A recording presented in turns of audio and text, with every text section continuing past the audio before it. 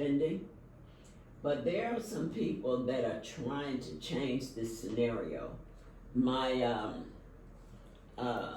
one of my daughter figures, I should say, recently purchased 46 acres in the Woodson area, and she's inviting her family to come, and they've committed to come and build on that 46 acres. And there's a lot of opportunities like that. A lot of people are trying to move back to the community, but we have to understand that there are some actors in our community, and more specific, Southeast Pulaski County, where Woodson Hensley is. There are actors there that don't want to see this happen, and they will use their unofficial title and position to try to bully you or to tell you things that you can't do. And recently, I think this guy was supposed to be from, I don't know that he was from Pulaski County Planning, but he showed up at her house. It was Pulaski County Road and Bridge. Showed up at her house with a sheriff's deputy, saying that she had violated some county ordinance and she wasn't supposed to build her house on her property. Now, she got permits and nobody said anything to her about it. But the fact that you would show up identifying yourself as being from Pulaski County Road and Bridge with a sheriff deputy, this is the type of things that people do to try to intimidate you and stop you from moving forward. Mm-hmm. Luckily, she has some neighbors that are not of color that knew that nobody said anything to them when they built. So they had to challenge that. But they don't want her to name a road that's going to her house. They said she can't name it because it's private. They don't want to prepare a road to allow her access to her house, even though she's on Case Road and she's about a third of a mile. Her property starts about a third of a mile off Case Road, so that should be maintained by the county. But they are saying that they can't because it's a private road. And these are the things that you have to bring before the quorum court. You know, you got to write to all quorum court members, let them know, ask them for a copy of any ordinance or state law that has to do with roads and new roads. You got to go through all of that. At the same time, some of these same people are using county resources, county funds, to maintain roads behind private gates back there going to the river, because we can't get to the river anymore in that area. They blocked all those roads, closed them off illegally, and we're not left without a solution, but it takes so much more to get there. So I'm saying all of that to say that a positive movement can be started by one person or a group of people. The Woodson Hensley communities are kind of left out of the loop for resources and information with the county. And that is the reason why we started the O.C. Bonds Empowerment Foundation, which is honor of my grandmother, who taught in Pulaski County School District for more than 50 years. And to bring her legacy of service back to the community, because she was relied upon by everyone in the community. If they needed an application fill out to try to get a job with the post office or the what's the military thing down there in Whitehall, whatever it was, she was the one that they would come to. County officials, state official would come to her to do the census, to do March Dimes collection, all types of things like that. And so we're trying to bring that level of service back and to connect unite the Woodson and Hensler community. They're only separated by a mile, and they're both very small. They've lost a lot of residents due to property grabs by white property owners, you know. And so this is what it's about. So I'm happy to welcome you to the Arkansas Talks family. Hopefully, much of what you do, people will find out about. Now, you have another activity that you do with your dad. Tell us about that so people will know where they can find some good fresh meat.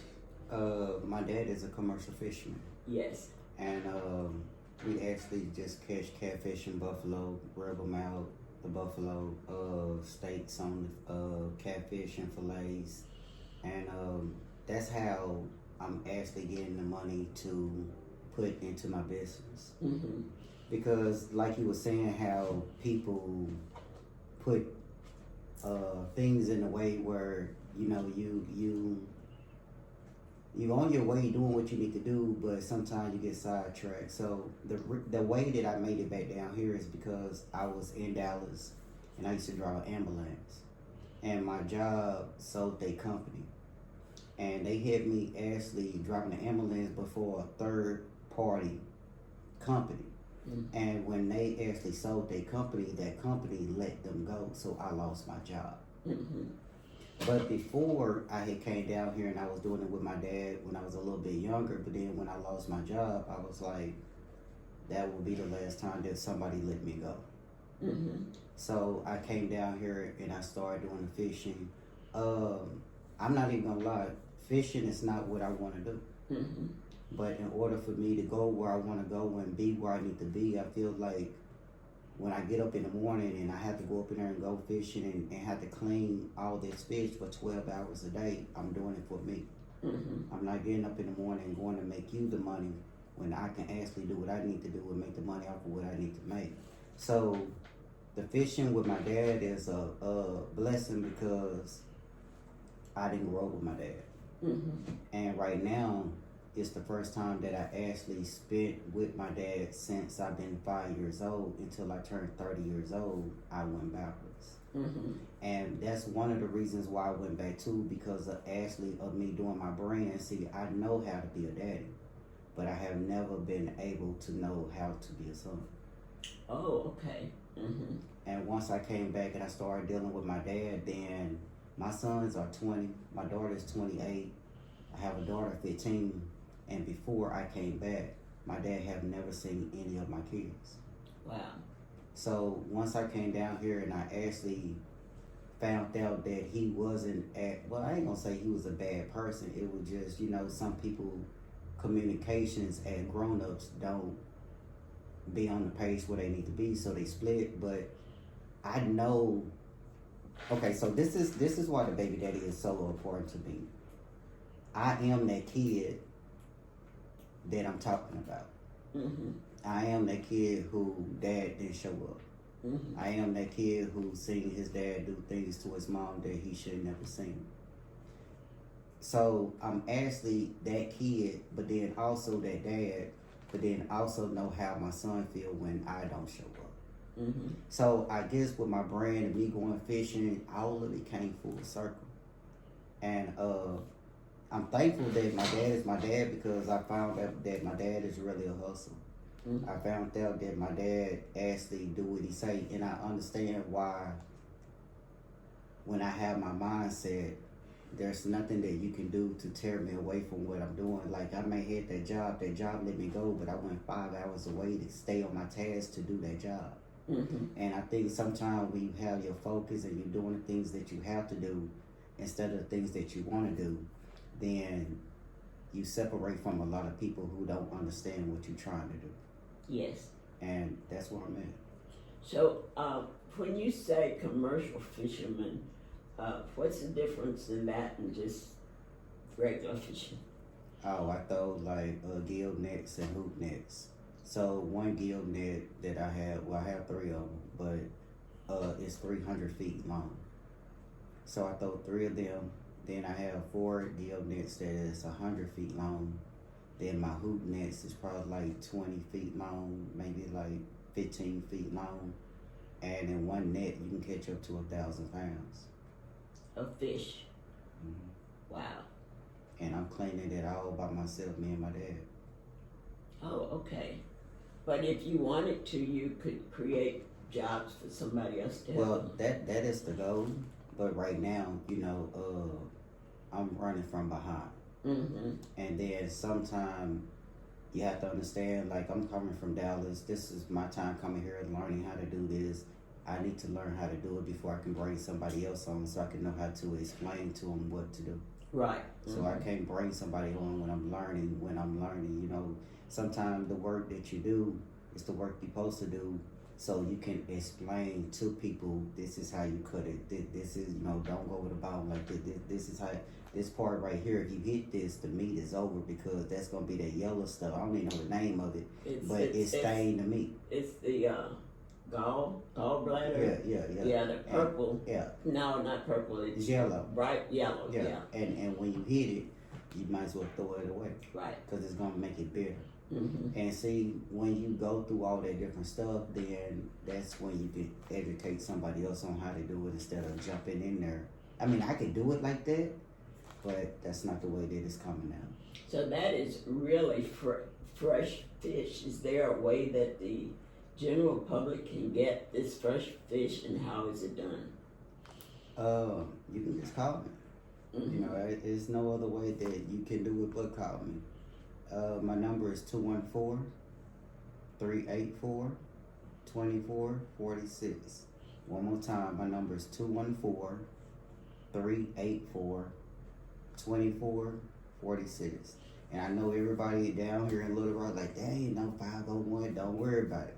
I don't have that number. Thanks to the internet, we don't have, we do have some local area codes, but you don't have to have them anymore. We're not back in the day when you used to pay so much for long distance calls, and you could tell by the area code where a person was. That's all out the door now. So, so the fish is fresh. You say you pull them out like maybe 1,000 pounds. I mean, Sometimes it varies. Yeah, it depends on God. Yeah, but how many days a week do you do this? Right now, I haven't been doing it at all because that water is running to the point where I'm not drowning me down. Because yesterday when I called them and checked, they was running 180-some thousand pounds at once. So whenever you get in that water and you actually going, and if you try to turn and if that water going 180, you're just going with the water. You don't really have too much of a choice.